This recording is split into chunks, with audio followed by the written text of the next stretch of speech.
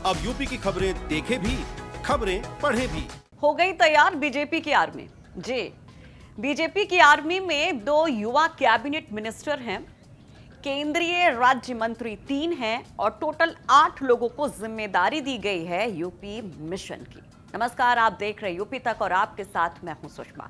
तो ये जो पूरी टीम लगाई गई है, अलग अलग राज्यों के तमाम दिग्गजों को जो यूपी में लगाया गया है, तो ये समझना जरूरी है कि आखिर क्यों इनको लगाया गया, इन्हीं का चयन क्यों किया गया और इस टीम के लीडर धर्मेंद्र प्रधान, इनकी क्या खासियत है।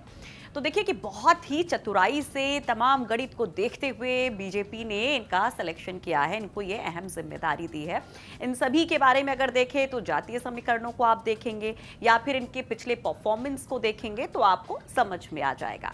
तो शुरुआत भाई टीम लीडर के साथ ही कर लेते हैं, धर्मेंद्र प्रधान की बात कर लेते हैं। धर्मेंद्र प्रधान की बात करते हैं तो अब तक काफी ज्यादा कामयाब रहे हैं, उनको कई सारे राज्यों में अहम जिम्मेदारी सौंपी गई चुनावों में। और अगर हम हिंदी क्षेत्र की बात करते हैं, हिंदी बेल्ट की बात करते हैं, तो उनका परफॉर्मेंस बहुत बेहतर रहा। जैसे बिहार की बात कर लें या फिर हम उत्तराखंड की बात कर लें, इसके साथ साथ कई और राज्यों में जो उन्होंने जिम्मेदारी संभाली, उसमें झारखंड भी है, कर्नाटक भी है। और ऐसे में अगर जब देखते हैं तो टोटल 5 राज्यों में उन्होंने चुनाव में अहम जिम्मेदारी संभाली थी, जिनमें अगर सिर्फ कर्नाटक और झारखंड को छोड़ दें तो बीजेपी वहां पर कामयाब हुई। तो ये इनका प्लस रहा। और दूसरी जो प्लस बात है, जो हम कह रहे थे कि परफॉर्मेंस के साथ साथ क्राइटेरिया कास्ट का भी, तो उसमें ये ओबीसी नेता है। और आपको तो पता ही है भाई कि यूपी में सबसे बड़ा वोट बैंक है तो ओबीसी वोट बैंक है, जिसके पीछे सभी पार्टियां दीवानी हैं। ठीक है, आगे बढ़ते हैं। अब इस टीम के और कुछ मेंबर्स की बात करते हैं। तो जब हम युवा चेहरे की बात करते हैं तो अनुराग ठाकुर, जिनको अभी हाल फिलहाल में प्रमोट किया गया, मोदी कैबिनेट में उनको शामिल किया गया, कैबिनेट मिनिस्टर बनाया गया, जो हिमाचल प्रदेश से हैं, हमीरपुर से सांसद, वो काफ़ी ज़्यादा यूपी से वाकिफ रहे हैं। 12 साल तक अगर हम देखें तो वो एक्टिव रहे हैं, यूपी की सियासत को बखूबी समझते हैं। जब वो बीजेपी के युवा मोर्चा के अध्यक्ष थे तो उन्होंने बहुत सारी चीज़ों को देखा और बहुत सारे लीडर्स के साथ उनके अच्छे कनेक्शन माने जाते हैं, तो इसलिए माना जा रहा है कि भाई इनका परफॉर्मेंस भी बेहतर था। और हरियाणा में जो सरकार बनी उसके पीछे कहा गया कि अनुराग ठाकुर ही थे। और अभी जब जम्मू कश्मीर में लोकल बॉडी इलेक्शन हुए थे तो उसमें कामयाबी के पीछे अनुराग ठाकुर को बताया गया। अब साथ साथ जो कास्ट फैक्टर की बात है, जरा वो भी देखिए, क्षत्रिय चेहरा, तो सबको साधने की कोशिश यहाँ पर की जा रही है बीजेपी की तरफ से। और दूसरा तेज तर्रार युवा चेहरा, और आपको पता ही है कि भैया युवा जिस ओर जाता है जीत उसी ओर जाती है, तो इसलिए अनुराग ठाकुर यहाँ पर बहुत महत्वपूर्ण हो जाते हैं। अब एक और ऐसे नेता की बात करते हैं जिनके ऊपर बड़ा दांव लगाया गया, अर्जुन राम मेघवाल। वैसे तो ये राजस्थान में है और इनका अगर हम प्रोफाइल देखते हैं तो ये एक अधिकारी के तौर पर काफ़ी सख्त माने जाते थे, बेहतरीन परफॉर्मेंस इनका माना गया, लेकिन जब ये पॉलिटिक्स में आते हैं तो भी बेहतरीन इनका परफॉर्मेंस देखा गया। राजस्थान के नेता अपनी चर्चा में भी काफ़ी रहते बयानों की वजह से, ऊना को लेकर एक स्टेटमेंट था, आपको याद ही होगा। खैर वो छोड़ते हैं, लेकिन जो इनके प्लस पॉइंट हैं उसको समझिए कि उत्तर प्रदेश से लगता हुआ राज्य राजस्थान है। तो अब मथुरा जैसी जो बेल्ट है जो राजस्थान से टच है, वहाँ पर एक अलग सेंटिमेंट है। दूसरा कास्ट फैक्टर जो है वो दलित नेता हैं, और आपको पता ही है कि करीब 21% दलित वोट बैंक यूपी में है।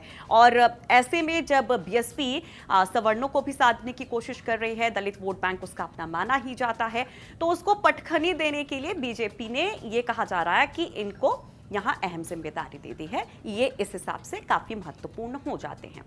अब एक महिला नेता की बात करते हैं जो अपने बयानों के लिए खूब जानी जाती हैं, बेबाक मानी जाती हैं, वो है सरोज पांडे। सरोज पांडे ये तो छत्तीसगढ़ की नेता हैं, मेयर से लेके विधायक और सांसद तक बनी है और कई सारे रिकॉर्ड उन्होंने अपने नाम दर्ज किए हैं और अपनी बेबाकी के लिए जानी जाती हैं। तो इनको देखिए कि इनको क्यों यहाँ शामिल किया गया।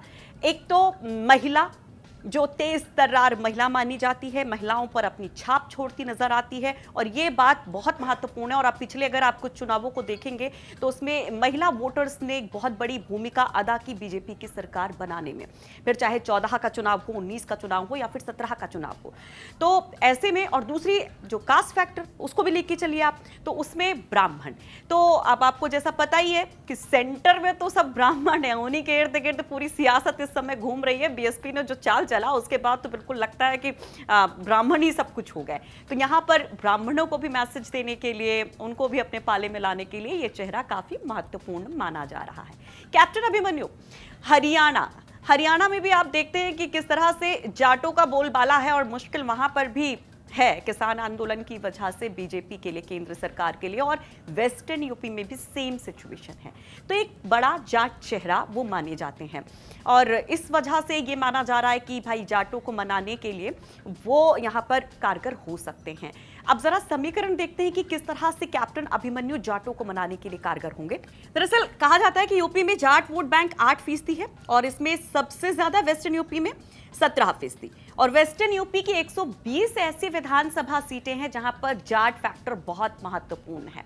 और अगर हम हरियाणा की बात करते हैं तो वहां पर आपने देखा कि जाटों के सर्वमान्य नेता कहे जाते हैं, एक समय तो इतनी तूती बोलती थी इनकी कि मतलब मुख्यमंत्री के बाद तो सिर्फ यही होते थे, तो इसलिए भी इनको यहां पर लगाया गया। चलिए एक और नेता की बात करते हैं, इस टीम के एक और मेंबर की बात करते हैं, विवेक ठाकुर, जो कि केंद्रीय मंत्री सीपी ठाकुर के बेटे हैं। अब इनको क्यों लाया गया जरा वो समझिए।